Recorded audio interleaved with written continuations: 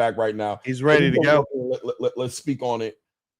Jalil, Major. Actually, Jalil, well, I'm going to call you Major Hackett for now. We're going to talk about the other name. But what's good with Jalil Hackett in the building, man? What's good, Jalil? How you feeling? How y'all doing, man? How y'all doing today? How y'all doing?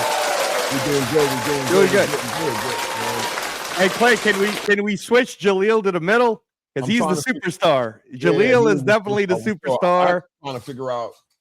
Yeah, there we go. Right before I mess it up even worse. That looks right. You look at him, man. Looks trim. He's got that wind glow in him. He's getting ready to smash some people and show what he's got. December 12th in LA. If you guys are there, Jalil's going to be fighting. Please support him. Please buy your tickets. It's under bashboxing.com. We're excited. I know, Clay, we always talk about, we got a lot of great things to say about Jalil, but I was there and I watched this young man live, right? And I can tell you that a lot of the interest for us when we went to Fontainebleau here in Las Vegas to watch the Underdog series is it was being revealed to us that this is what we can expect with the new Zuffa boxing format, with what Turkey's doing with the Underdog series.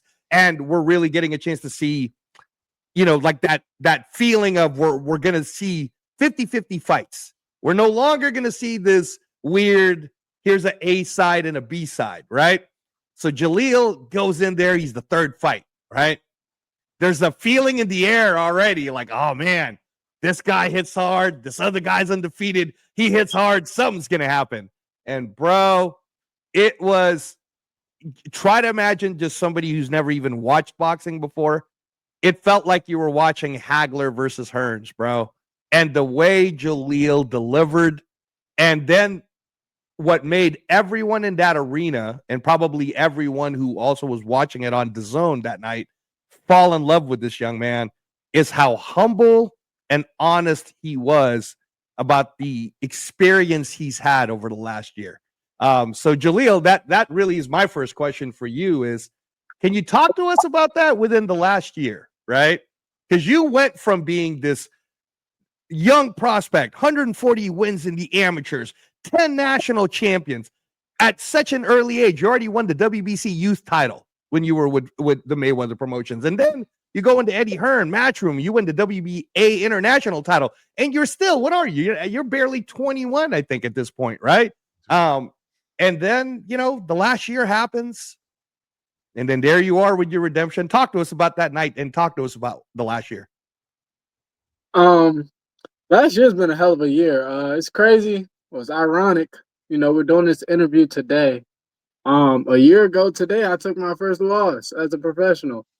That's right. And from last year today to where we are now it has been a road, man. We have that happen. Everybody's has their things to say, everybody's saying, damn, Eddie's fucked up. Eddie said he's not good. Blase.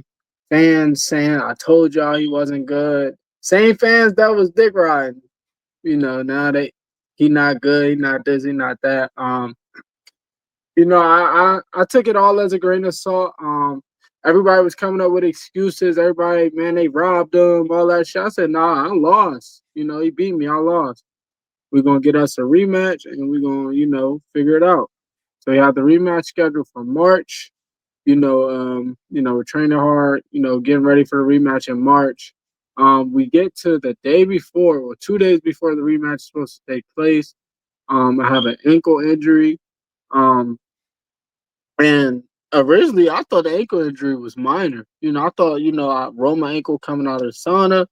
And, it is what it is. I'm going to shake back in a few weeks and I'll be cool. I went to my primary physician. And they took a second look at me. They told me I dislocated my fibula. So I'm doing rehab. I'm rehabbing hard, like trying to get back as soon as possible. I'm thinking, the quicker, excuse me, the quicker I get through rehab, the quicker they can reschedule that fight. But I'm going through rehab. Mentally, I'm gone. Because it's like after the fight gets canceled, everybody's saying, "Oh yeah, he did. He didn't hurt himself. They're canceling the fight because he can't make the weight. It's every excuse. They cancel the fight because he's scared. And y'all, hey, that's the one thing that got me the most because I fear God. I ain't never been scared of nothing on this earth. So so yeah, that really hit home. So yeah, I'm working hard, trying to get better, and then I'm told that like shit, we don't really see the rematch in your future, and my team just let me know that they really didn't see 147 in my future, and I felt the same way that they felt because after the Pete fight, I wanted to move up, but then I was like, I can't move up without at least taking a crack at a world title at 47. So I was like, I'm gonna stay down until I at least give myself the opportunity to fight for a belt. But that doesn't happen. Shit happens. I decide like, yeah, our next fight was gonna be at 154. We get really no calls for real about any type of fight or anything like that after March. March is when shit hit the fan. I went to training camp. I went to have a few days of sparring with Charles Conwell while he was getting prepared for his last fight. That was around mid-April, into April type. Fresh off the couch really, because coming off the ankle injury. Gave him some work. That was cool. Came back home. Nothing really on the horizon. Um, my 22nd birthday, I threw a party. May of this year, I throw a party for my 22nd birthday. It does real big party. DC is one of those cities where it's big with small. And to make a long story short, by midnight, I don't know if y'all are in the nightlife. Nightlife usually started around 10:30, 11. But by midnight, club is packed. It's line wrapped around the building. Everything is booming. And then the party gets shot up. And in that moment, everybody's going crazy. And I'm just standing there. I'm trying to figure out what's going on. Everybody running from the shots. I'm running towards the shots, trying to stop this. Y'all fucking up my night. I'm already having a shitty year. Right. So, yeah, that goes bad. And I think that was really my breaking point. I had to sit back and realize, like, bro, you have life is like shit right now. Honestly, it was really shit. I Mhm. invested a lot of money into that party. Mhm. I was doing shit on a day-to-day basis, and I was having to remind people that I'm a professional boxer and I get paid from boxing. And I haven't been paid since December, but I'm still living everyday life like nothing has changed. And we're in May. I'm no mathematician, but from December to May is 5 months. 5 months, no pay, but you still doing everyday shit. I threw a big ass party and I ain't been paid since December. So I'm gonna let y'all do the math on that. And 100%. so like that was really my breaking point. I went crazy after that. And by the grace of God, my team, they kept me grounded, they kept me some sort of sane. Um they tried to keep me in the gym, but it was just hard. I'm not gonna lie, it was hard. I already had a bad, you know, drinking and drug problem, but that loss in December escalated it. And I feel like I didn't lock back in until after that situation with my party. I completely had stopped drinking after that, stopped everything. I said, bro, I'm cold turkey and all this shit. I'm getting back to what worked in the beginning. And when I say the beginning, I don't mean like when I first turned pro, because it was a problem when I turned pro, but it didn't show. I'm Hmm. talking about the beginning, like, when I first picked up a pair of gloves, you know. Hmm. When you were So, 9, when you were that yeah, young. yeah. Wow. Like, so I just had to get back to that, going back to the basics really. I get a call from my advisor. He lets me know about a sparring event that they're having. It was the day before the Shiraz and Berlanga card. They're having a sparring event in New York. You know, he says, I really think you should come up here, get you some sparring. There's gonna be a lot of good eyes there. You might get seen by the right people. You look good enough. And I'm like, all right, cool. So when I get that call about 2, 3 weeks prior to the event. I start back, going to the gym more often. I had been running consistently because that's just something I genuinely like to do. But I started back going to the gym more often, get myself in shape. And we go to the sparring event. Huge shout out to Rashidi Ellis. Um, you know, he's the guy I work with at the event. Very great fighter. Um, we got good rounds in. We did 3 good rounds. And after the sparring, I was told by the ring team and those guys that, we'll be in touch soon. We really like what we seen. And crazy enough, I think a few more sessions after I had sparred, because I was one of the first few guys to spar. Few more sessions after I sparred, Turkey got up and left. So I'm like, in my mind, I'm like, Mm. shit, he's seen something he like already, so he's gone. So the way they promoted the event was like, the guy who impresses the best will end up on Terrence Crawford's card. So Mm. that goes how it goes. I go back home after a few days. I tend to be impatient sometimes. So after a few days, I'm like, they probably pick somebody else. Fuck it. But I still, Mm. I still continue to train. I'm like, I told myself I'm gonna see 2025 all the way through. Once the shit goes bad, then it's like, it was fun while it lasted. It was, something you could tell your kids you did when you was young. But Mm. yeah. Mm. So we get a call probably about 2 weeks later. They like, yeah, you know, how is Jalil? Blase, blase, cool. They like, yeah, we want to put him on the card, the blood card. So I'm like, all right, bet. They say we want to put him on the card. We're gonna do this, that, and the third.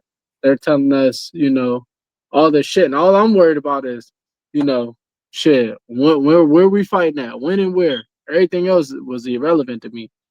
Um, so we get on the card. We fight that Thursday. You know how they had the week Mm. card. We fight that Thursday. They send us a guy, and when they send us the guy, off of first glance, I say, "Oh yeah, God is looking out for me." They put me in a situation where I could shine. I love fighters. Huge shout out to Elijah Vines. I love fighters who come to fight, and he was the guy who came to fight. Coming into the fight, he was 8-0 with 7 knockouts, accustomed to winning, um, accustomed to knocking people out. So yeah, he came to fight, and based on his fight styles, I don't have to go find him. He's gonna be right there. So I got in my bag for that fight. Got him out of there in 3 rounds, and it was surreal, man. That being able to do that after everything I had been through, it was unreal, man. I felt a little bit like myself again. So yeah, it really shit. That's what led to the post fight interview. Really, like, yeah, it took a whole lot out of me. I almost, hey. Was that something you expected to happen? I always ask myself that, like, I don't know where your mind was at. I mean, by the way, thanks for the explanation. It was such a. I mean, I feel like I was there. You did such a good job articulating like so many steps and the transition from one thing to the next thing. But so you end up in this moment where you have the microphone, and this is your moment, right? But I saw it like something happened. You got overtaken a little bit. Did it all just culminate to that moment? Did everything that led up to that moment just culminate? Was it just how grateful you were in the moment that you felt that way, that did you actually had an opportunity? Like, what was that all about? What was the emotions really all about at that moment? It was a situation where, like, I really was, life had came full circle, honestly. And you're right, I was very grateful for the situation that I was in. Um, I just think about in the moment when we're talking, everything that I told you guys is playing in my head. Everything that I done told you guys. But, just imagine what I told you times 10. All that is playing in my head. And I'm just the parts that are sticking the most to me are like, damn, Jalil, you could have been a tragic story X amount of times. You could have been a precautionary tale X amount of times. And, God was with you, and you made it out of these situations. So, that's just what was going through my mind. I just thought about all the people that gave up on me, all the people that, claim they had my back that turned their back on me. Even like it's deeper than like, oh, people saying, oh yeah, Eddie said fuck him, all that shit. It's deeper than that. It was, people that been there from the start since before I turned pro, like people that's been there before I was a boxer that started acting weird. So all that just was playing in my head during that post fight interview, and that's why it was such an emotional moment for me. Yeah, man. And That's epic. Well, let me just ask one more thing, Angelo. As far as all the things you were doing, as far as you said drinking and drugs. I would like you to put some context on that, because trust me, the internet, you already know they're gonna run wild with that, right? So what are we talking about? We just talking about, like, what do you mean by drink? Like, do you have a It's problem, all you right. think, or Yeah, just no, inappropriate? I can't say it was a drinking problem, but Right. I look at it as, bro, you're a professional athlete. Every time you go out, you don't have to drink. Every time you, and when I say go out, I mean not go out to the club. Every Right. time you go out to have a bite of food, every time you go to a restaurant, you don't have to drink. Like, why are you grabbing a drink every time you go somewhere? That's what I mean by drinking. And as far as drugs, once again, you're an athlete, and then some athletes are different. But why are you smoking? Why are you smoking? Why are you smoking all day, every day? Why is it a habit? Why can you not go without? Why do you gotta smoke when you wake up? Why you gotta smoke before the gym? Why you gotta smoke after the gym? Why you gotta, and I just honestly, I sit back and I think, and I kind of laugh, honestly, because I really be wondering, like, if dudes knew like half the shit I was doing. And there's a lot of guys that I ain't gonna throw nobody under the bus, a lot of dudes that I done fucked up real bad, hung over. It's like, damn, imagine what I would have done to you sober. So it's like, yeah, it was one of those situations where, like, you gotta, if you're an athlete, live like an athlete. I love it. yeah, And I yeah, wanted to give you an opportunity to put some context on it, because I didn't want the internet to run with that. right. Because I'm glad that's what I wanted you to do, what you did, man. Put some real Yeah, no, context in that. Don't just say that freely, because this right. internet is diabolical. Go ahead, Angelo. Well, no, I was going to say, Jaleel, and getting to know you a little bit, I think that, to put some perspective into everybody, this is a young man who was like disciplined, like samurai disciplined from the time he started. He was beating everyone up in all these tournaments. And he had a father who, we absolutely love your dad, by the way. In this show, we absolutely love him for how eloquently he speaks, how intelligent he is when he's talking to us, and how honest he is too, how honest he is about the business, because a lot of people try to hide things about it. And on this show, we try to kind of peel the onion, so to say, and let everybody know, hey man, it's not all as great as it cracks up to be sometimes. And people like you, Jaleel, are going through it, right? So here you are, disciplined. You have an uncle who played in the NFL. You have friends that play in the NFL and in some of the NBA, and you get to the point where your height is high as an amateur. You then go pro, and then when you go pro, is it safe to say that when you won the WBC youth title, or when you won the WBA international title, did you even feel that you were really at your best? Or is it now that you're starting to peel that layer of the onion, that now you feel like, okay, now I'm going to start showing you guys where my best is? Honestly, I feel like the best I've ever physically felt, as far as for a professional fight, is probably my pro debut. My pro Hmm. debut is probably the best I ever felt for a professional fight. And my pro debut, I felt good. The other fights, I felt good. Like, I prepared myself. But I knew within myself that, like, all right, this fight, you bullshitted. This fight right here, you trained 3 weeks. This fight right here, you didn't train at all.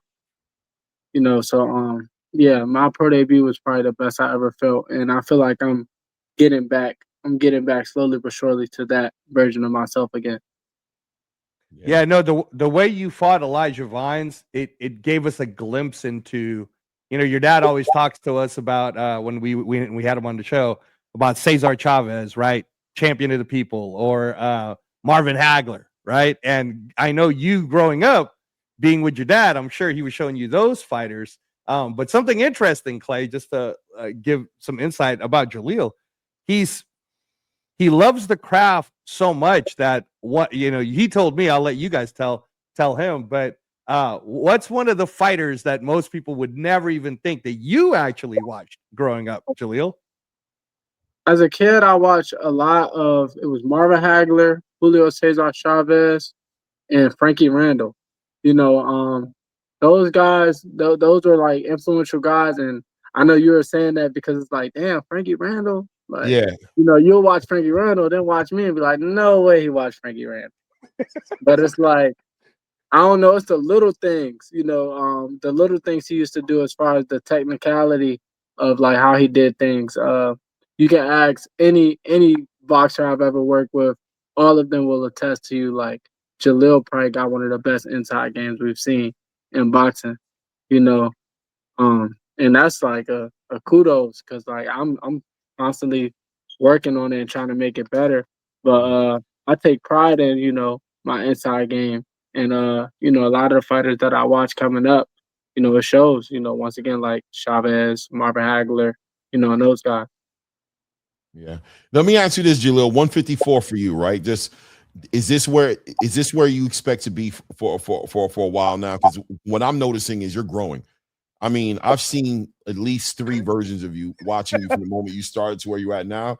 You change literally, it seems at times on camera, right? But it's just like, and that's another thing about it. You're young and you're literally growing up in front of us, right? There's no privacy. Most of us get to do what you're doing in the privacy at home. You're coming up on you're fighting one fight. We don't see you for like 4 months, and then you're back, and it's a whole different dude. Like, what the hell? This dude is growing. You're growing out of control, it seems at times. But right now, how are you feeling at 154? Are you feeling good? Because 147 was a little bit of a roller coaster ride, but how are you feeling here at 154?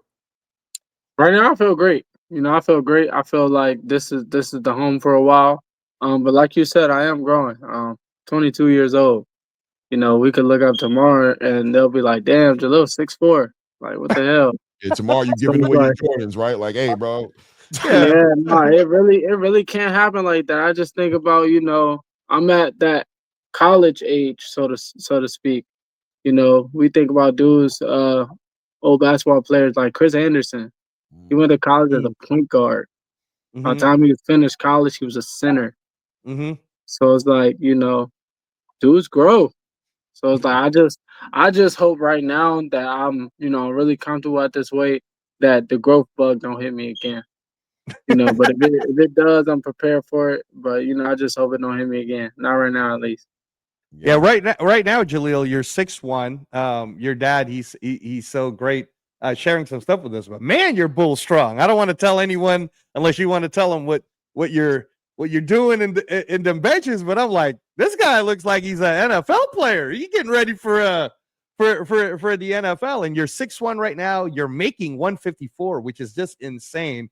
You're letting us know that that's no problem for you for now. So that's why for when we see you, the future is so bright. I mean, who knows how high you can go, right? Or where it can be. Going into next week, what would you say was the difference in preparation between going into the Elijah Vines fight and then after that win, right? Now going into this preparation into your fight next week? Like I said before, it was all about going back to the basics. That's what we did as far as preparing the fight. As far as like people, I told everybody like, you switch sides, bro, stay over there. Like, it ain't really been too many people around. I could count on one hand how many friends that I could talk to on a day-to-day basis that's like they really there for me. And I'm not counting the thumb because the thumb ain't a finger. So how I really get. Yo, the thumb So ain't a it's like, finger? man, it ain't. Hey, I was always taught as a kid, the thumb ain't a finger, I man. never thought about that. You're right. You got To your a degree. pinky That's finger, kind you of got crazy. your index finger, your middle finger, your ring finger. Your thumb finger is not a thing. It's Yo, just you a ain't thumb. lying. That's It's crazy. just a thumb. It's just a thumb. That's crazy. Go ahead, my bad, bro. I didn't mean to stop you, but I never thought about that. Go ahead. Yeah, but, you ain't never called it the thumb finger, man. You just called it the thumb. no, and Jalil's being deep in the sense that he really, I think it's so great, Jalil, that at such a young age you found yourself at a profound sense of self-awareness, because it's hard to get caught up in this, right? Like you said, you went from Floyd Mayweather's promotion, coming off of the amateurs, right, and then being around that, to then being with Matchroom. Matchroom right now globally is one of the biggest companies for the sport of boxing, right? And for you to have already experienced both, but then you yourself even start to realize, okay, I get it. This is a business. There's Jalil Hackett, the person, though. And now now you really know, as Jalil Hackett, the person, the people who support that person, that human being, versus the people who are only really there for you when you're up, and maybe they're not so much there for you when you're not so up, right? Yeah, and that's another thing. I don't know if y'all have too many like young viewers or young athletes that view the show, but I just want to let them know like how quick you understand or how quick you learn how much this shit is a business, and these niggas is not your friends. Like they don't care about you. Like, I appreciate every promoter, everybody who I've worked with, who I have gained from financially, in the sport of boxing. But I always understand, especially as of recently, they not your friends. They cool with you because they're making something off you or they see something in you. So once I feel like I learned that, I've treated almost everything and everybody like, yeah, they not your friends, bro. They getting something out of it's always a catch. It's a catch to everything. It's nothing's ain't too much shit genuine nowadays. Only people that get loved unconditionally is children and dogs. So it's like, yeah. Children and dogs sound like that Chris Rock thing. Nobody don't care. When you're a man, you only good as how useful you can be in the room, right? As soon as your usefulness goes away, you become a liability. No, for sure. It is. We're just being real. I'm a professional boxer. And I do what I do relatively good. If I wasn't a boxer, me and Eddie would walk past each other in the street and wouldn't say a thing to each other. Probably say some foul things under our breath. Low key. But since I'm a boxer and I can fight relatively good, he took liking to me, he signed me, and he put me in positions to do great things. Other than that, it's really like, this shit is business. Like I said. Yeah, speaking on that, matter of fact, can you put some light on what that current state is, that relationship between you and Eddie? Where are you guys currently? You know what I mean? Like, is there still a working relationship there, or has things are you like kind of moving past to the next chapter in your career now? Like I said, it's business. They offer things. I talk it out with my team, and I always get back to them as soon as possible. Same goes for anybody else. You got to take your heart out of it. When I took my heart out of it, I feel like everything started to flow smooth. Like I said, like I keep reiterating, back to the basics. When I first started boxing, it was all about fighting to me. When I was a kid, I didn't even my first ever fight. After the fight was over, I was trying to get out the ring. They was like, "No, Jalil, you have to wait for them to announce the winner." I was like, "Shit, I know I won. I'll whoop his ass." Right. It was like, yeah, no, that's the only thing that mattered was me inflicting the most amount of pain on you as soon as possible. So once I started to get back to that, then it was like, shit. All the other shit, I leave it up to my team. Right. I've got a question. I want to go back in time just a little bit, because I want to know what your perspective was on that fight you had with Roman Vasquez, right? Looking back at that fight, how do you feel about that fight, as far as, because you didn't get the chance to have the rematch, but what adjustments do you think you were looking forward to make in the rematch? What did you see in that fight, you as a young fighter growing? Because people don't acknowledge or understand you're 11 professional fights into your career, and at that point you were what, 9? Was it 9 Yeah, fights into your career? yeah, So I was 9-0. so there's a fast tracked energy around your career to a degree where it's kind of like there's people in the same position as you who haven't fought the competition you have. I think you're like 49. The guys you fought, like the last couple of people, is like a record of like 40 something like wins. And I think it's, if I'm not mistaken, it's 49-2. right. Man, for people Past don't 3 or 4 understand what we're guys, saying. 49. Yeah. The last couple of people he's been fighting on a prospect level, they would, I don't want to say cherry pick, but they would have matched you up in a way to develop your record to keep you undefeated, right? I'm just thinking. The guy I fought for the WBC belt, if I'm not mistaken, he was about 14 or 15-1. Right. Pete Dobson for the WBA title, he was 15-1. Coming off of a 12-round fight with Conor Benn. No matter how good or bad you think Conor Benn is, I feel like we all can agree that he's a puncher and he's a good fighter. After that, we had the fight with Roman, who also only had 1 loss. Right. And then my most recent fight was against an undefeated fighter. Right. You know, so I just ran off 4 names and they have a combined 3 losses. Yeah. You know, so it's like shit. What would you have? Because I'm interested in how you looked at it, because I wanted to see the rematch, because I wanted to see the adjustments, right? Taking the loss was one thing, and I mean, obviously, you're not going to want to have excuses for the loss. You're going to just take it. But as somebody who's watching it, it was controversial, to say the least, as far as you losing. I don't want, because I know you're going to want to be like, nah, bro, I lost. So I'm not going to go into that, but I'm going to say it was controversial. Clay, just so you know, Jalil knows that I said I thought he won, but exactly. I get it. Right. You know? I don't want to go there. I want to just say it was controversial. So some minor adjustments maybe going into the next fight. Did you look back at that fight and feel like how do you look at the fight? Just being honest with yourself and criticizing yourself and looking forward to make the adjustment in the next fight. How did you look at that fight now? Watching the fight, going into the rematch, I just told myself, I said, Jalil, you have to be a closer. You know, I'm an Eagles fan. Me and Angelo talked about that. I'm an Eagles fan, but they have a history of playing shitty in the second half. You know, they'll have a hell of a first half and then play shitty in the second half. And I feel like in that fight, you know, I look like the Eagles. Hell of a first half. Second half, you know, you made it through. And that just wasn't enough. And the more and more I started to watch that fight, the more and more rounds I took away from myself. Sometimes I try and watch the fight. I get it from my dad. I try and watch the fight with the volume off so I can, you know, not be swayed by the commentary or swayed by the sound of the crowd, you know. And when I did that, you know, after I did that enough times, I said, Jalil, you didn't win this fight. You won about 4 rounds, if that.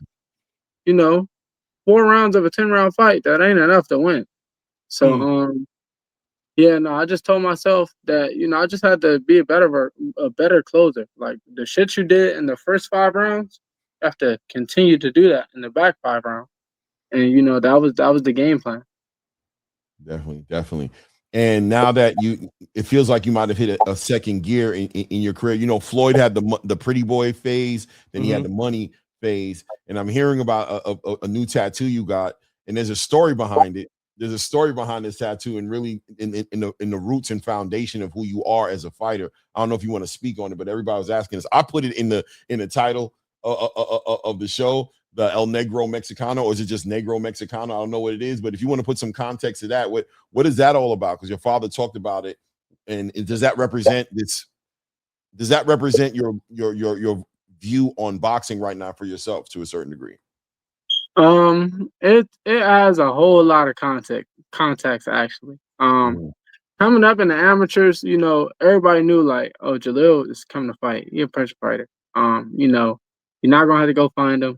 He coming. He gonna throw about 1 billion punches. He gonna get you tired. And you know, it's some dudes that I stopped in the amateurs just off of them being tired. Like they wasn't hurt or nothing. They just was exhausted.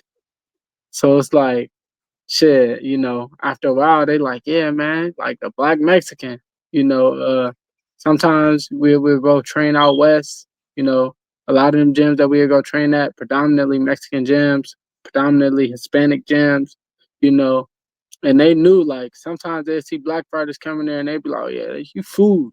We're going to take him in the deep water and drown him. But not Jalil.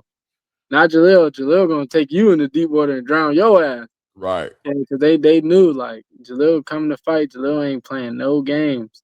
So you know, after a while that took effect, and we flash forward to like my teenage years. I went to a predominantly Hispanic high school. You know, I was cool. Had a lot of Hispanic friends.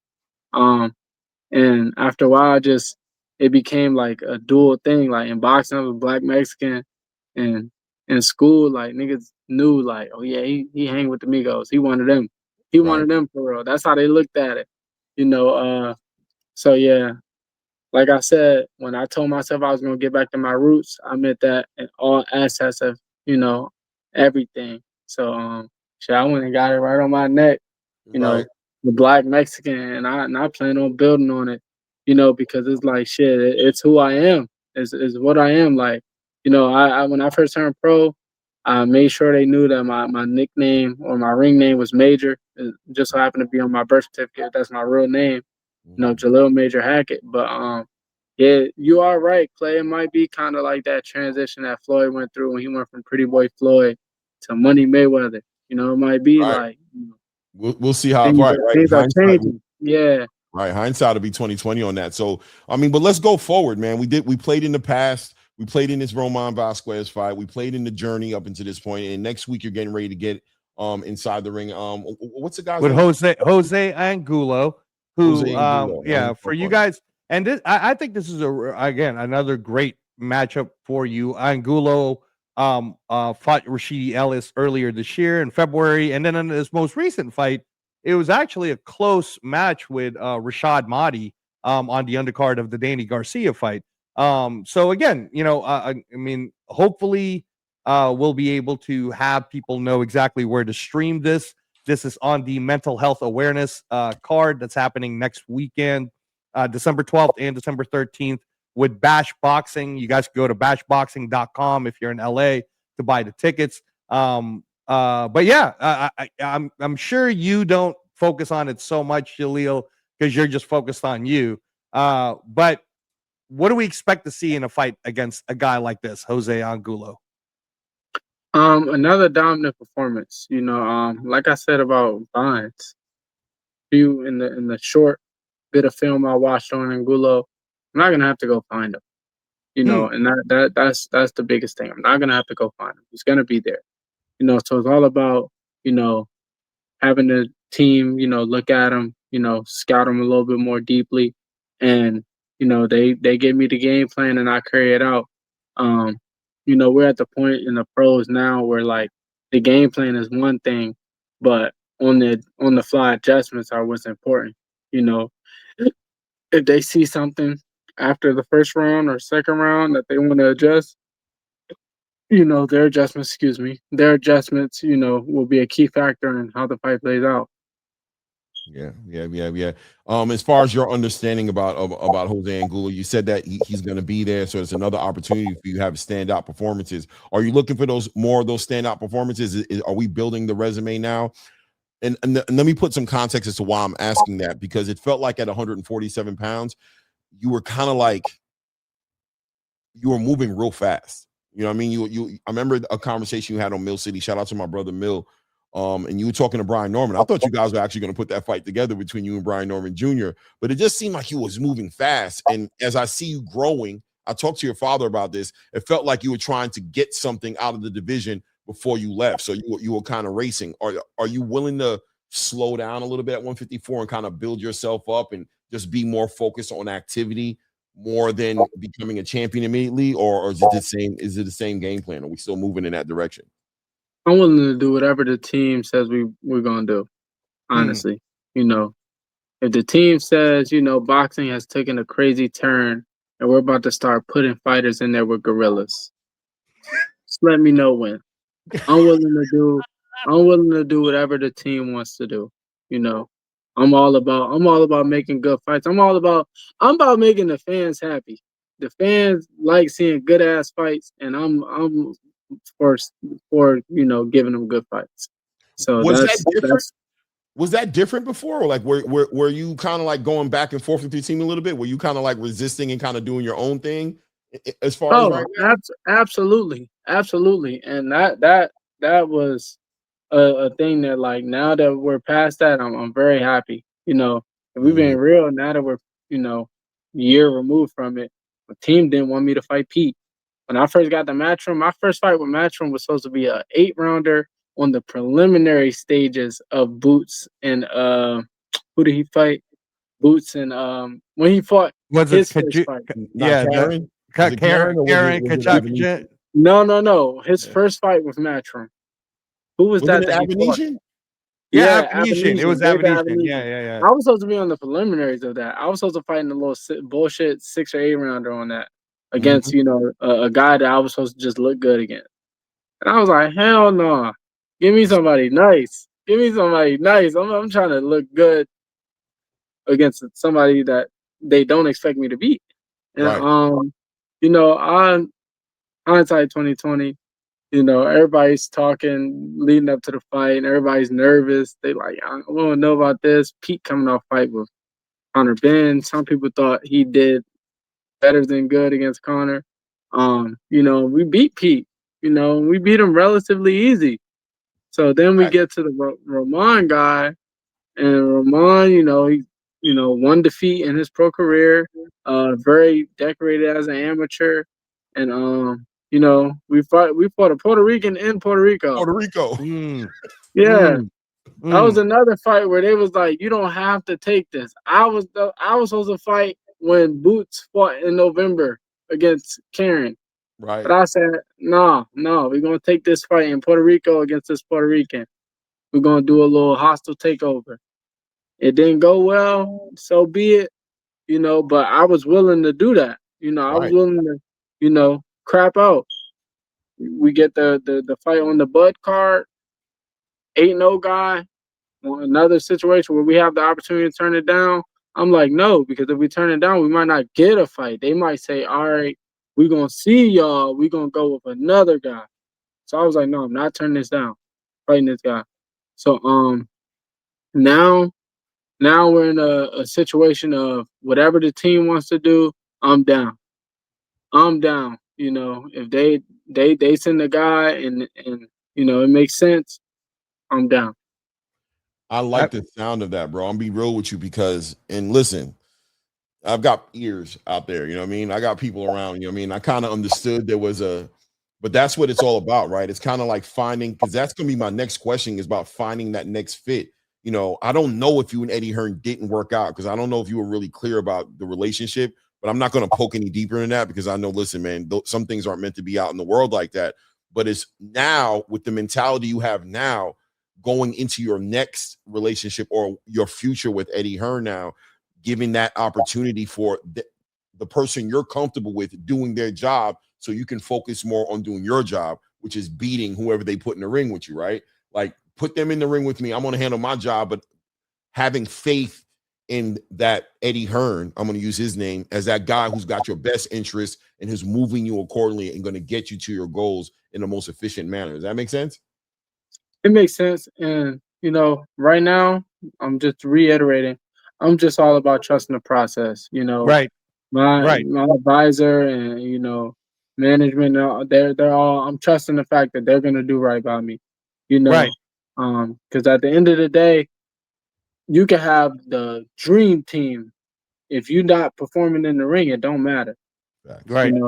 So I'm just trusting in the fact that my team, they're gonna do right by me, and we gonna we didn't rock the rocky ship. Now we just gonna smooth sail all the way to promised land. Right. No, and what I'll say too, Clay, is what I love about someone like a Jalil is you can hear it in his voice that he is honestly that guy, that he's willing to fight anyone that they put in front of him.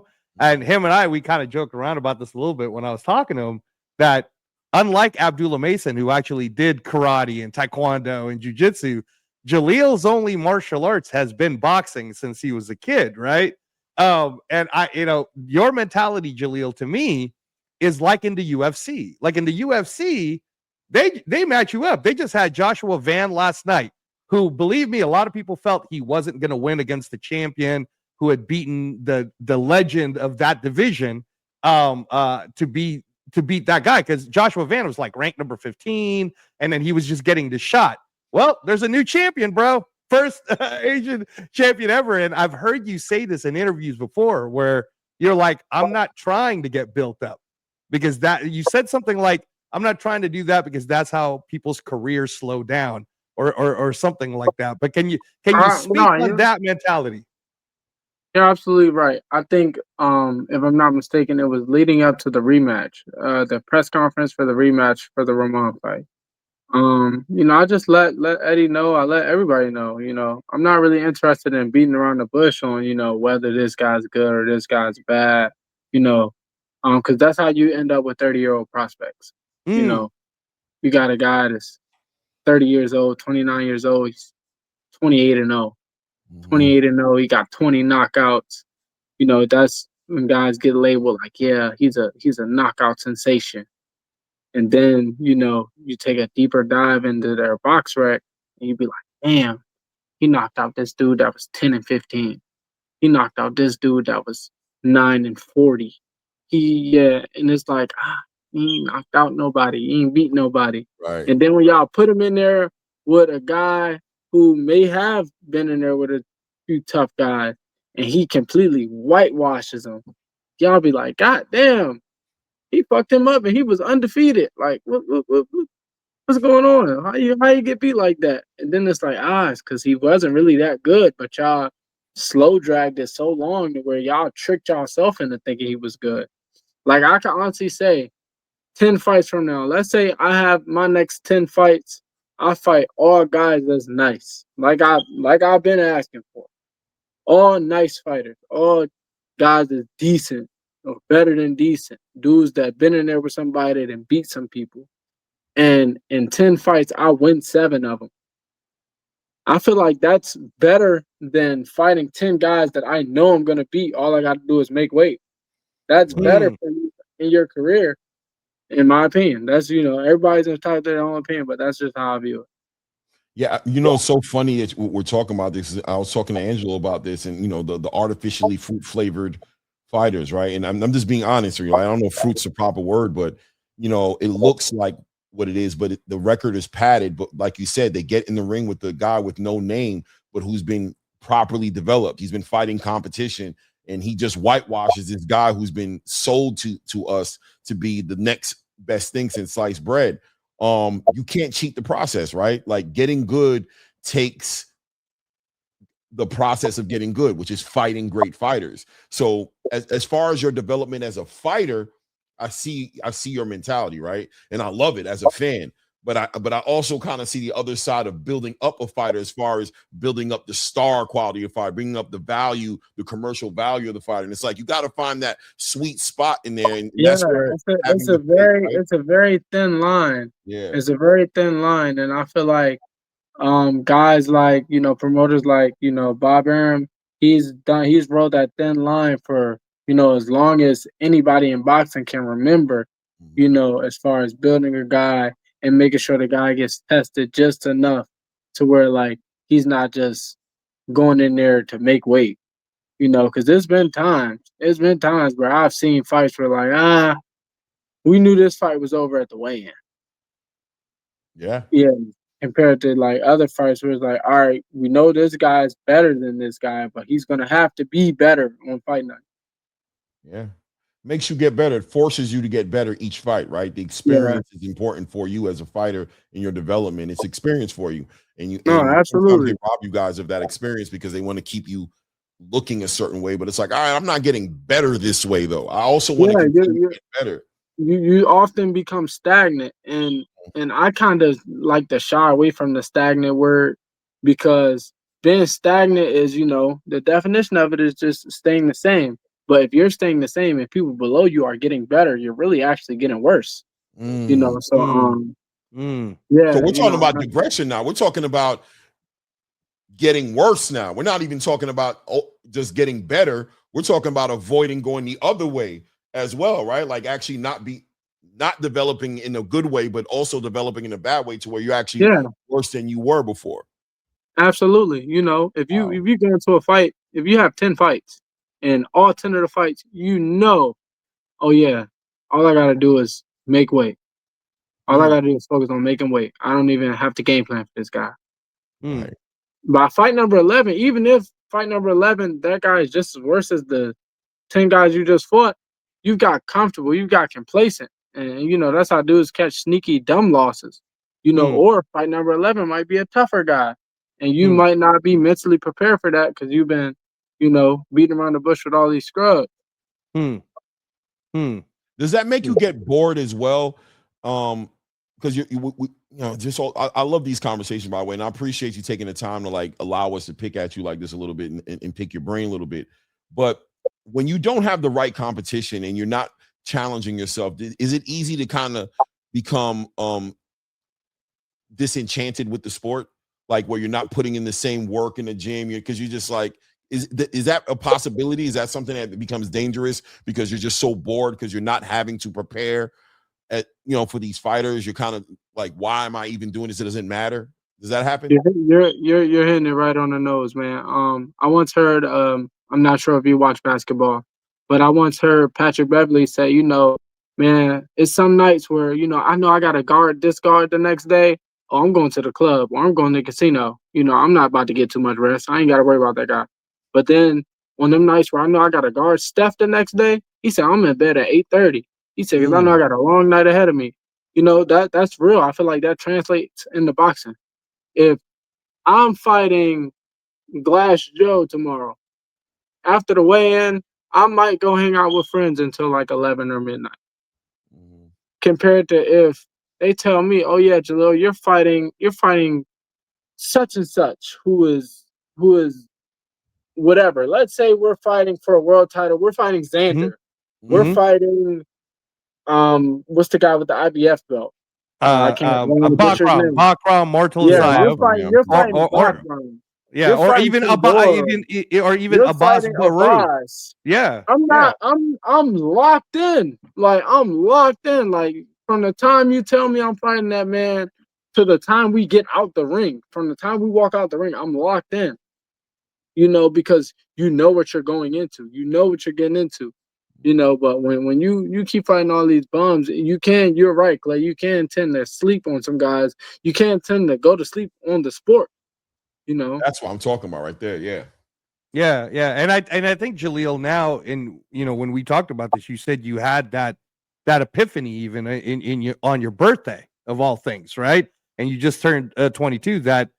That's why we're excited because now you are locked in. Now you understand it's not even so much about the opponent that's in front of you that you're prepping for. You're prepping for the sport and what you're gonna do in the sport. Absolutely. Absolutely. Y'all hitting the spot on, man. I gotta give y'all kudos. Um not too many dudes know how to pod. Y'all pod real good.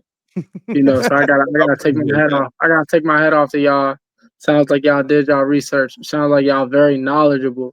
More often than not, it's too many ignorant guys, with podcasts, they just speaking on their opinion, but they're Mhm. splurring it off as if it were fact instead of, letting it be known that this their opinion and they're there to have a debate. Yeah, Right, yeah. I right. think it's important because at the end of the day, I think the position is clear. You're the one in the space. You're Mm-hmm. the expert. You're the Mm-hmm. if we want to know, we got to ask. And sometimes I Mm-hmm. think you deal with a lot of people who put themselves in the teaching position and in the authority position, and it's like, well, no, you're the fan. You might be a little educated. You might be a Yeah, little, you but know at what the I'm end of saying? the day, yeah, at the end Yeah, of the day, you're a fan. Like, yeah. Right, yeah, Ask. it's Be crazy. It's humble and ask. crazy. Yeah, right, it's crazy. right. It's crazy you say that, man. I remember before Boots fought Lima, probably like Mhm. 2, 3 weeks before he fought him. Somebody asked me about the fight, and I was like, yeah, Boots within 3, and they was like, Mm-hmm. damn, you saying that? You hating on Lima? Brother? I'm like, nah. I said, this is the dude that when I first thought about moving up to 154, this is the guy that I was looking at. I was trying to fight him, but they told me that fight doesn't do nothing for your career, blah, blah, blah, blah. So I left it alone. But I knew me. I was planning on getting him within 4. I knew that if the game plan went how I wanted it to go, I was gonna knock him out in 4. So I know Boots was gonna knock him out within 4. And and I just tell people like when Boots did in fact get him within 4. I say, hey man, I'm no expert. I'm no expert. I only been doing this shit since I was 8. That is That's not it. long enough to give you expert That's all. Just expert That's all. level. Yeah, I Right, only been right, doing this shit since I was 8. So shit, I don't know. right.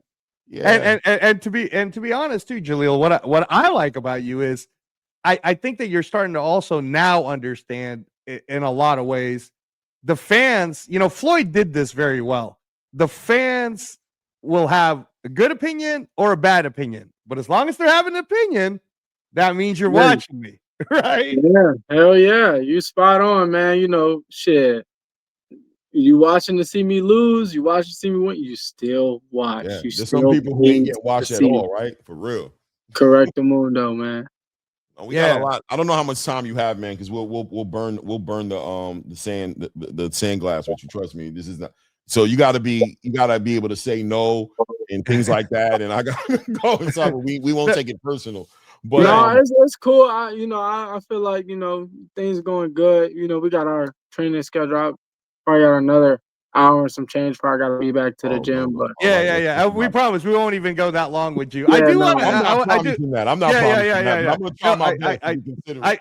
now I do want to. I want to flip it a little light because I know that growing up, Jaleel, you played every sport except I think baseball. You didn't play baseball, but you know I don't even think you told me that. I don't even think your dream was to be a boxer. What was the sport that you really wanted to do when you were growing up?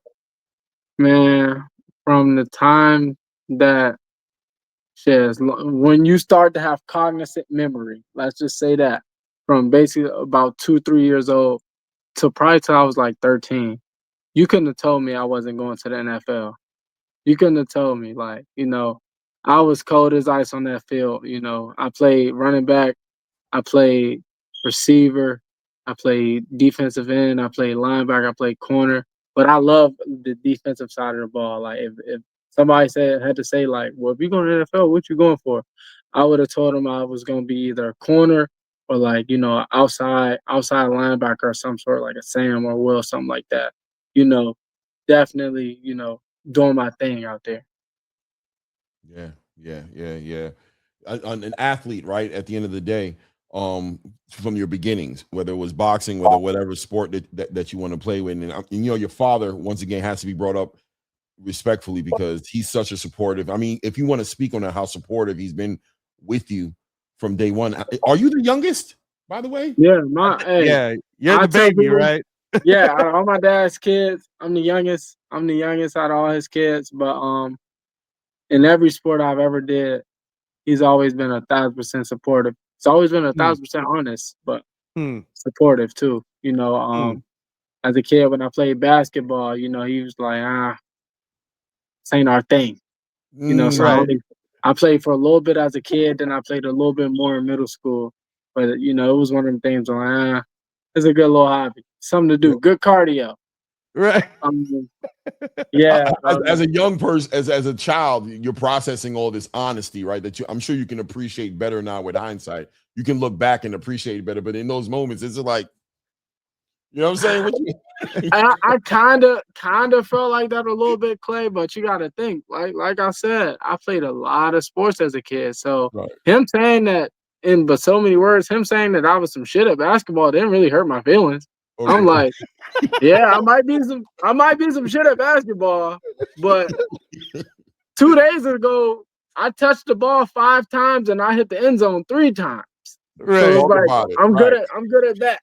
So right. yeah, so it's like me being bad at basketball didn't really break my heart. Or him saying, lacrosse might not be your thing, champ. And Right. I'm telling him like, you might not see it as my thing, but the Right, coach loves me. The coach is right, like, yeah, we got a guy giving us the business. We gonna put Jalil on him. Jalil's our enforcer. Jalil gonna get right, physical. You know, right. because people who don't know, lacrosse is a very physical sport. Yes. So Yeah. those physical guys is kind of just like hockey. You might spend you some time in the penalty box, but hey, we need you. So as soon as your Right, time's up, get your ass back out there. right, You Yeah, know, right. lacrosse is an underrated sport. I'm from Long Island, New York. You know what I'm saying? uh huh. We're huge on lacrosse in Long Island. Long Island, lacrosse is right there next to football, next to anything. Lacrosse is a big deal. Yeah, when I played in middle school, I played midfield, and Okay. I used to always. I wasn't really the best ball handler, but like we had a few guys that could handle a little bit, and they'll be like, "Yeah, you know, if I'm trying to get open, I'm going Jalil's way. You know, he gonna set me one. Right. You know, because once I figured out, like, because I was in middle school, that was my first time ever being introduced to lacrosse. It was like something to do. You know, Right. my friends were signing up. I was like, "Fuck it, I'm gonna sign up." And when I found out, oh, you can set screens. Yup. Oh, hey, all the dudes that was good, I was like, I'm gonna get you open. I'm gonna get you open. When I was out there cleaning shit up, and some of the screens was a little bit physical. It's a Some of the physical screens, sport, though. People don't know that's like football. It's like football. I yeah. don't know how to The explain it. Like straight crazy up contact. part about it is a lot of the stuff I was doing out there, is like with a slight tweak in your technique, a lot of stuff you was doing was very legal. You know, sometimes it was like, damn, you used a little bit more shoulder than everybody else on that screen. And damn, he's still laying there 5, 6 minutes later. Like, you know, but a slight tweak, and it might have been like, God damn, Jalil, how you get all these scholarships to play lacrosse? And it was like, yeah, no. So, yeah, like I said, I played a lot of sports as a kid. Love sports as a kid, man. I still love sports. I still, even though boxing is the baby, that's the money maker. I still watch a lot of sports. I still, I go hoop with my friends here and there. Right.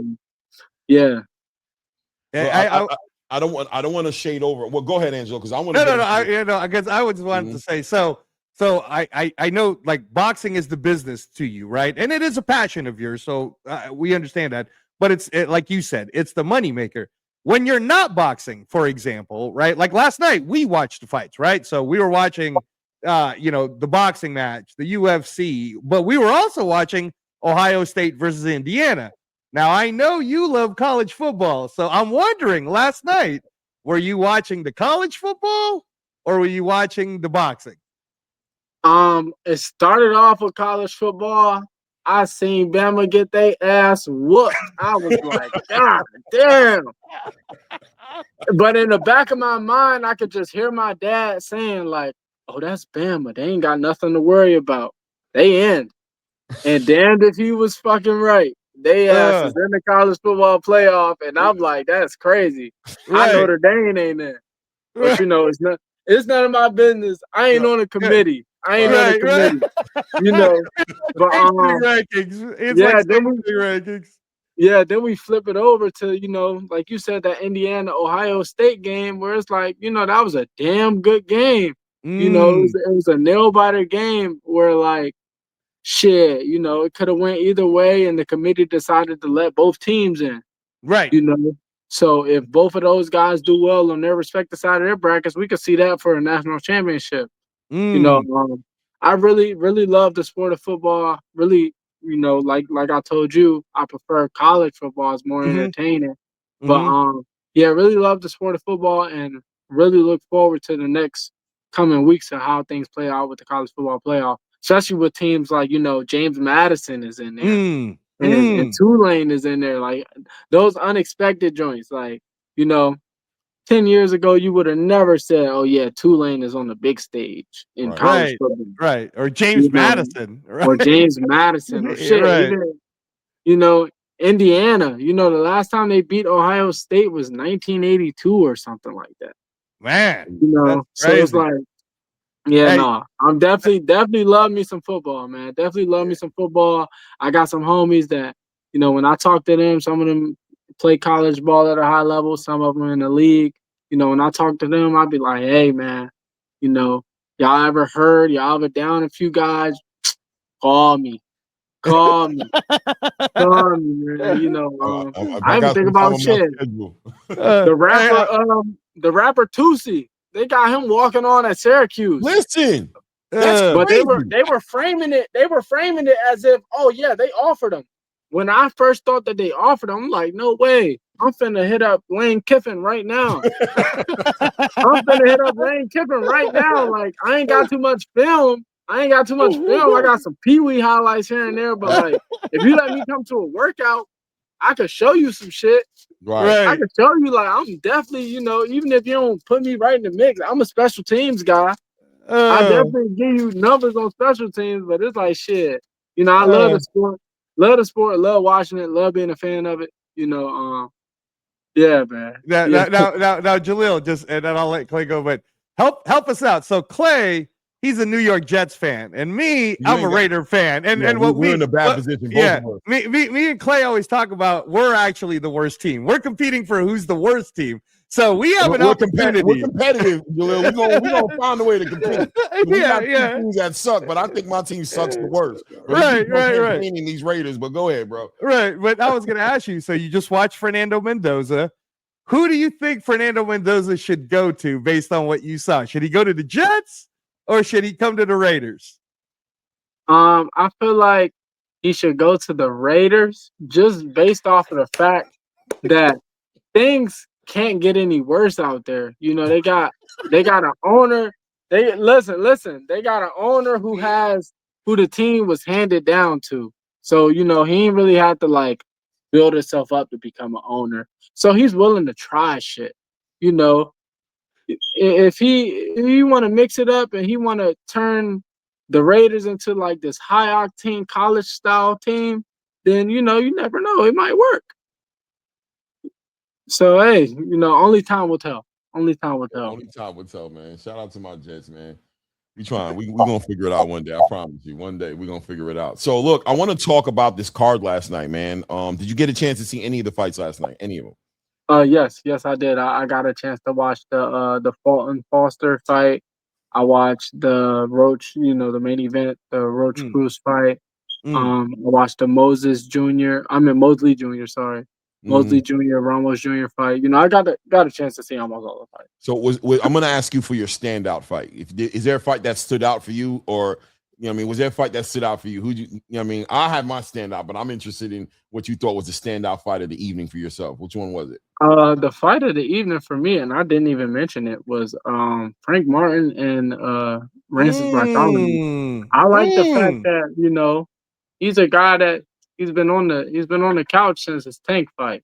Guys making jokes like, yeah, he woke up and started whooping ass, all that shit. But I'm like, shit, this is a guy that he lost to a great fighter in Gervonta Davis.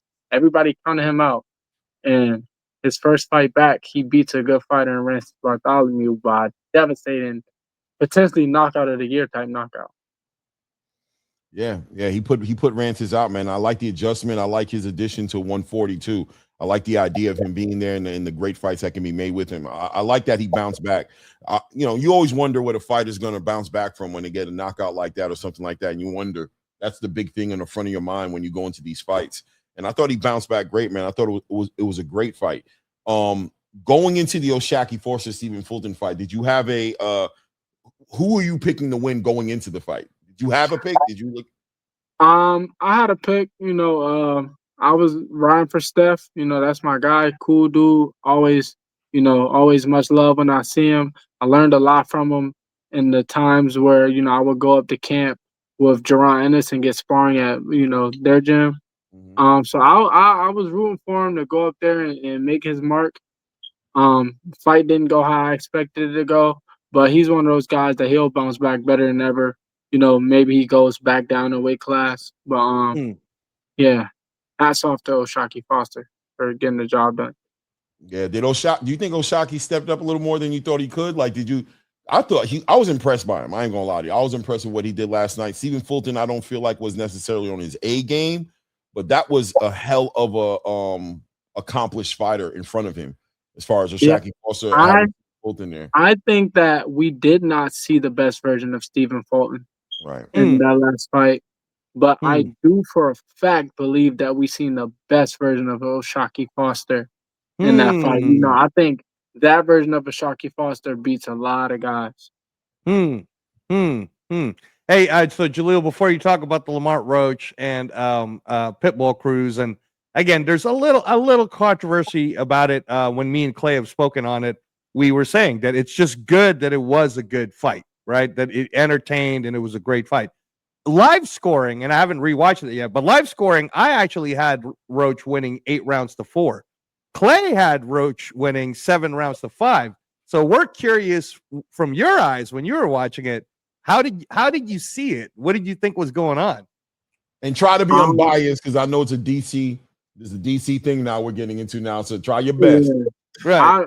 Hey, I'm making sure to be very unbiased and completely honest.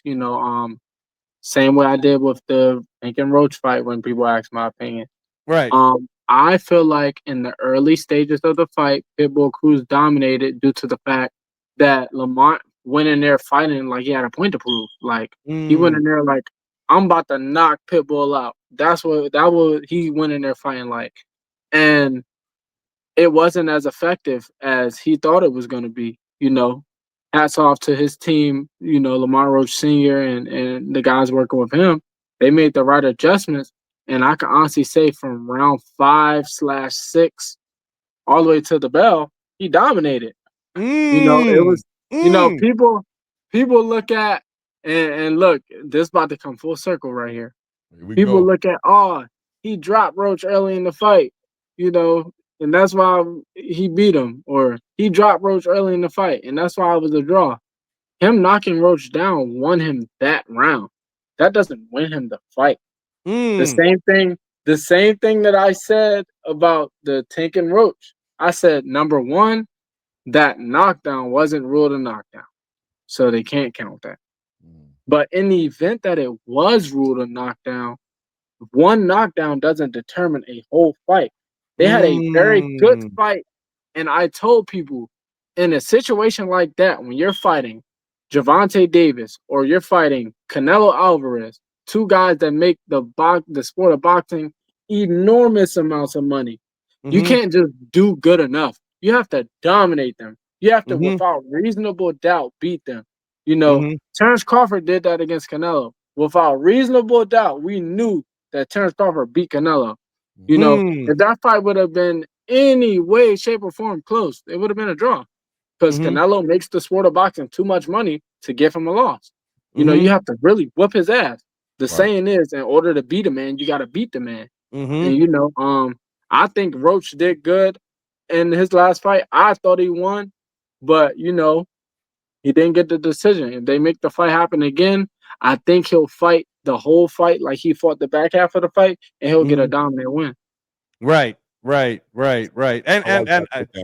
yeah, no, and thanks, Jalil. And me and Clay will continue to talk about this, but there's already certain things being said about Roach, and for me, I don't like it when people aren't, when you can give an opinion or a perspective about a fighter, but just realize the fact that Lamont Roach is up until recently when they vacated it is the 130-pound champion, and we've now watched him fight at 135 and 140.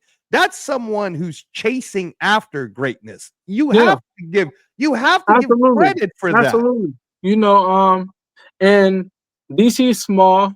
Me and Lamont aren't close, but we talk on a decent enough basis. And he's one of those guys where he's not trying to beat around the bush. He's trying to fight. Anybody who want to fight, if it make money, it makes sense. He's gonna fight him. So I gotta take my hat off to him for that. He not trying to wait. If the price is right, he probably go up to 147. So it's like shit. Yeah, he trying to fight. He chasing greatness. Yeah, I like it. I want to jump into another fight. Teofimo Lopez, Shakur Stevenson. Looks like it's going down January 31st. It's pretty much been announced officially. Has it been announced officially? It has, right? Yeah. It's official. January 31st. Yeah, and in fact, I don't want to jinx nothing, but you might see Jalil on that. I don't know. Anything can happen with Turkey knowing how good Jalil is. So anything can happen. Yeah, sure. Possibilities are endless. But that fight right there, man, that's a fight a fan. Listen, we don't get a chance to see these guys right age, right time, peak where they at in their careers, fight each other. It's usually not the right time. They're old. This is a great fight that's being made right here. Going into this fight, how do you feel about this fight? You know what I'm saying? Like, do you have a winner yet, or are you still developing and waiting on things? How you feel about it? I don't have a winner. I really don't have a winner. I feel like as far as performances go, Shakur's last fight was probably one of the best performances he's had recently. Would I fight like that again if I were him? Hell no. Because it Mm, was entertaining to the fans. Yes, I was entertained as a fan.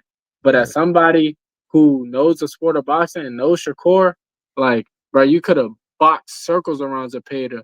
Would it have been very fucking boring? To the fans, yes. But you would have won an easy fight.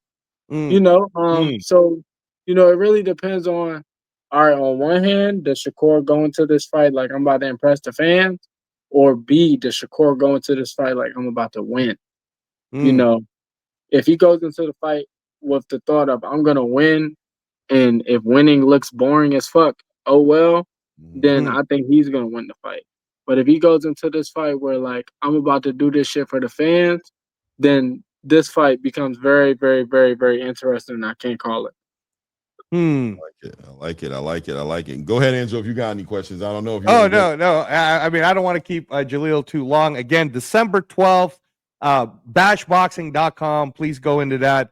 He's fighting Jose Angulo as the co-main event, from what I understand. You never know, though. He might get elevated to main event. We just never know on these things. And Is there that's going to be confirmation on how to watch that fight yet? Is that it? We got to go to the website, or is that? well, Is there confirmation? bashboxing.com. You guys can go to it if you're in the Southern California area. He's fighting on the Friday night.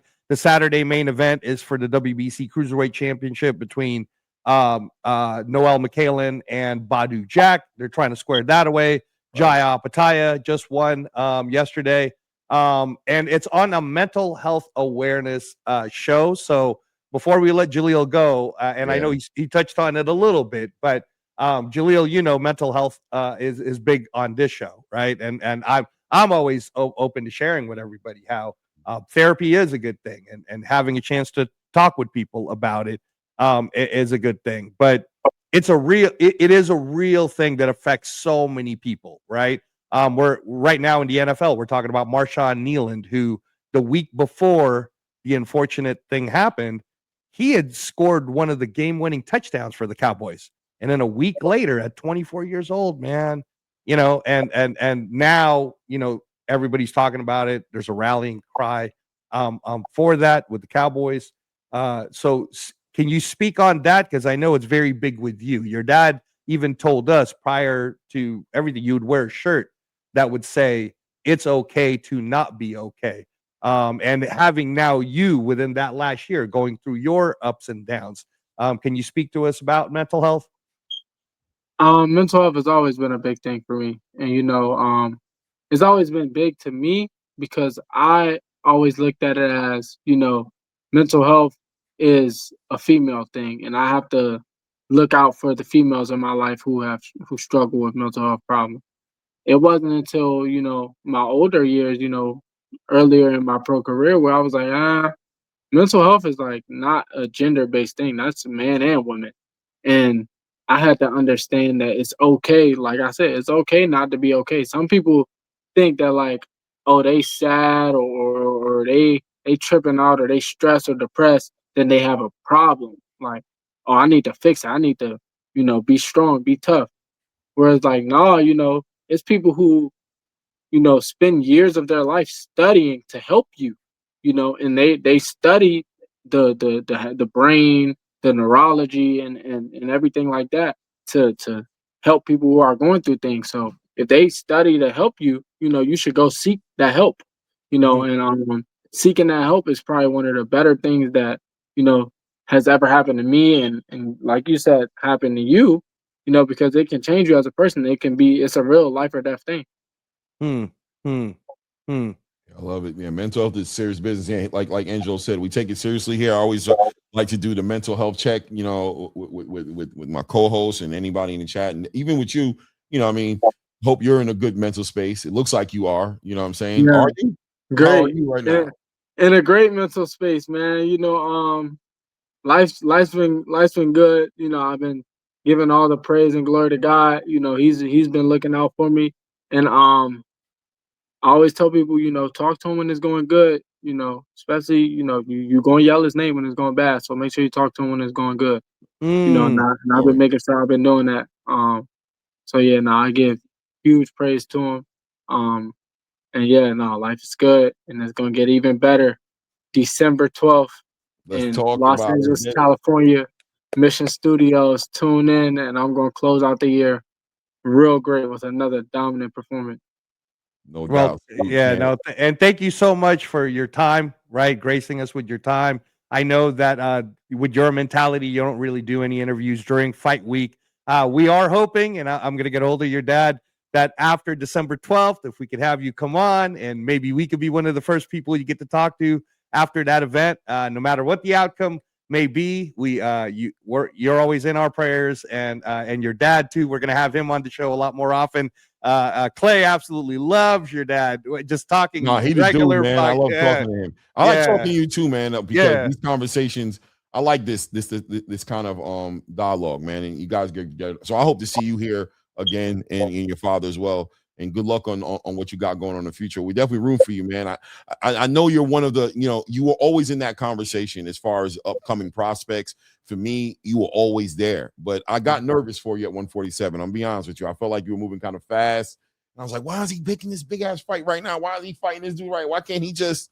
But it seems like everything is settling out, man. And you're at the end of the day real young, and you're in the early stages of your career, and you got the skills to pay the bills, man.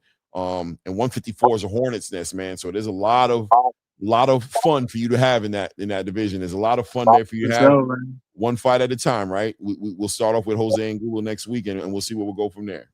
No, definitely. I appreciate you guys for having me. Appreciate you guys for having me, and definitely look forward to getting back on here soon.